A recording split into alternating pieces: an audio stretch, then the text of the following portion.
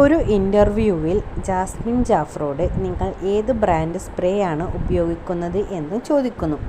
അപ്പോൾ ജാസ്മിൻ ജാഫർ പറയുന്ന ഉത്തരം, സ്പ്രേ ഞാൻ ഉപയോഗിക്കാറില്ല, ഞങ്ങൾക്ക് ഹറാമാണ് എന്നാണ്.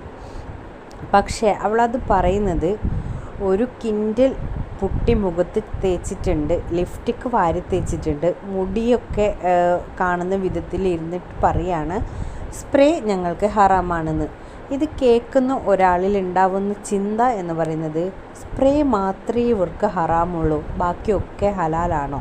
കണ്ടവരുടെ കൂടെ അഴിഞ്ഞാടി നടക്കാം, കെട്ടിപ്പിടിക്കാം, ഉമ്മ വെക്കാം, എല്ലാം ഹലാലാണ്. സ്പ്രേ അടിക്കൽ മാത്രമാണോ ഹറാമുള്ളത്? അപ്പോൾ നമ്മുടെ കാര്യങ്ങൾക്ക് വേണ്ടി നമ്മൾ ഒരു കാര്യത്തെ വളച്ചൊടുക്കരുത്. അത് നമ്മുടെ കാര്യങ്ങൾക്ക് വേണ്ടി മാത്രം നമ്മളൊരു കാര്യത്തെ ഉപയോഗിക്കരുത്.